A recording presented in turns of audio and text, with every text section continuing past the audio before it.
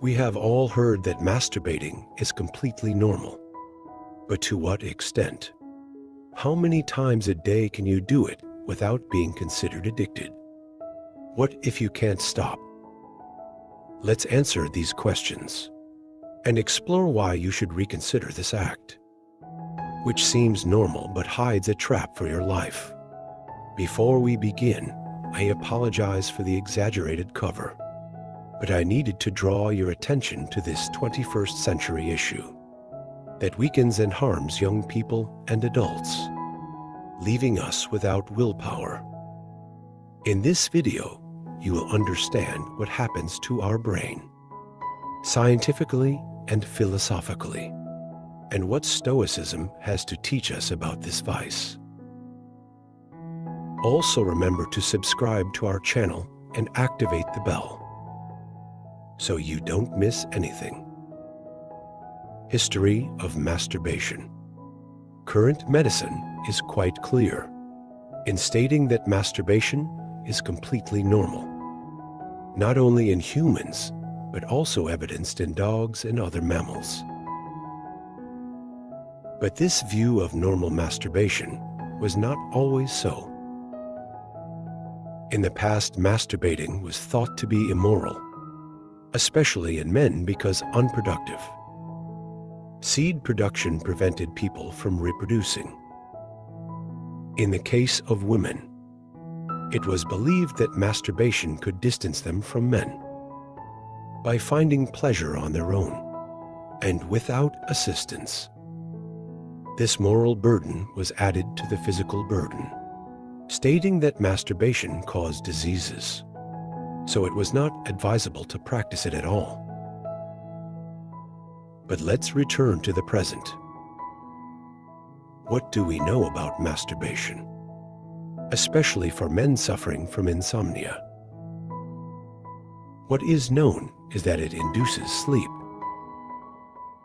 The French Institute of Health and Medical Research concluded that the male brain deactivates sexual desire after orgasm. The cerebral cortex, the area responsible for conscious thought, goes to rest once the man reaches climax. This in addition to nullifying the desire to continue. Having sexual relations facilitates sleep. Therefore, many men fall asleep after sexual activity. But what is the problem? The problem hidden in one of its benefits is a trap. And if you frequent this channel, you will see what I am talking about. Masturbation releases dopamine in your brain. This hormone is responsible for making us feel better, providing calm relief from stress, reduction, and a sense of reward. This is caused by dopamine and is so pleasurable that some people become addicted. The Diagnostic and Statistical Manual of Mental Disorders, DSM-5, has incorporated hypersexuality disorder, classifying excessive masturbation under the category of obsessive-compulsive disorder, another vice that leads to mental and also familial destruction. In many cases, you won't be able to control yourself and become a slave to your desires, a victim of lack of control, thus seeking relationships with prostitutes, sex with multiple people, and as we saw in a previous video, excessive consumption of pornography. These are ways that a dopamine-saturated brain finds to obtain pleasure. Addiction to masturbation comes from chemicals released in the brain. And as our brain adapts to the release of these, it feels the need to continually find the codes that generated the stimulation. Your brain will start asking for more and more dopamine to achieve the same pleasure it had the first time, making you always have to keep looking for ways to masturbate again. This reaches an exaggerated point when your brain realizes that the release of dopamine is excessive and begins to block receptors in an attempt to stop you. As a result, the person performs the pleasure act. In this case, masturbates but gets nothing, which frustrates them more than they already were. Excessively masturbating to satisfy that hunger for pleasure is exactly what a smoker who never stops does. Someone who eats chocolate until vomiting, or even an alcoholic. At this point, you must be wondering what Stoicism has to do with this. Stoicism. Seneca, Marcus Aurelius, and Epictetus, masters of self-control and wisdom, addressed the view of pleasure and lust from a unique perspective. From the words of Epicurus to the intimate thoughts of Seneca, they explore the depths of human passions, a legacy that still captivates us. For the Stoics, masturbation was not just a quest for carnal satisfaction, but an opportunity to explore the limits of the body-mind. They saw it as an exercise in self-awareness and a path to true freedom.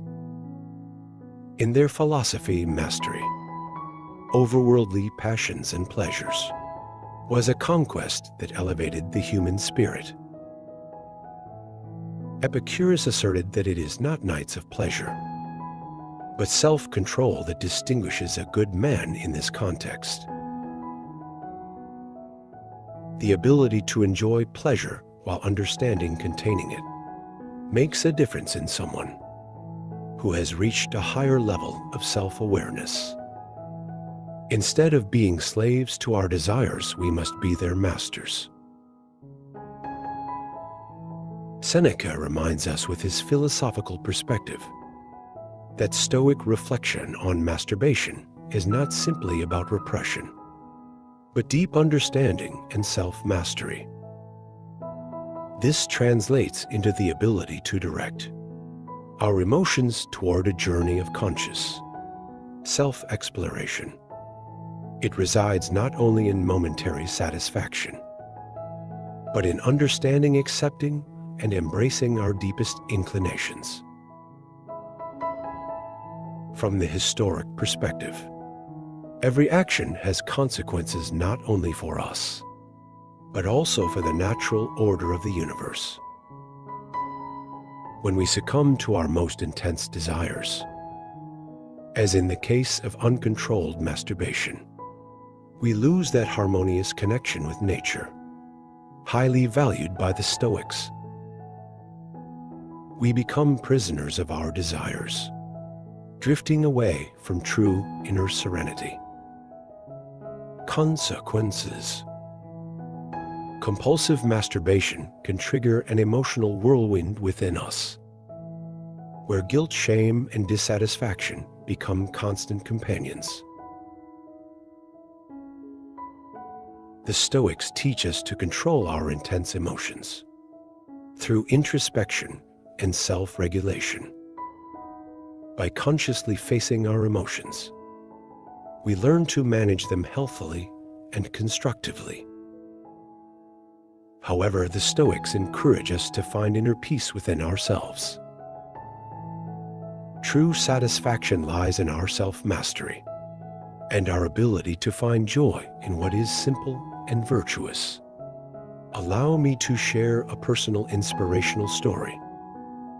I know someone who used to struggle with compulsive masturbation, seeking momentary refuge and pleasure, but facing an emotional storm after each act. Immersing themselves in Stoic teachings and practicing self-control and self-regulation, this person underwent a profound transformation. They learned to confront their desires and emotions consciously, finding true joy in self-control. They now live a life of inner peace and authenticity, free from the slavery of momentary desires. True satisfaction comes from living in accordance with our deepest principles and values. When we yield to fleeting desires, we lose sight of what we truly value in life. Compulsive masturbation can distance us from our noblest purposes and veer us away from the true happiness found in virtue and inner peace. By practicing meditation and mindfulness, we can promote the mental serenity needed to resist temptations and face our emotions healthily. My friend, what are you doing with your life? Do you think sitting at home and watching those videos and taking pleasure with your hands can make you confident and successful? Do you think after wasting your time and energy on those activities, you can attract women, or if you're a woman, attract men? No, never. So my friend, think wisely. Write in the comments, I'm a powerful person. I have control over my mind. I choose to do what motivates me. I choose to do what improves me. Thank you for staying with me. Like the video and subscribe for more.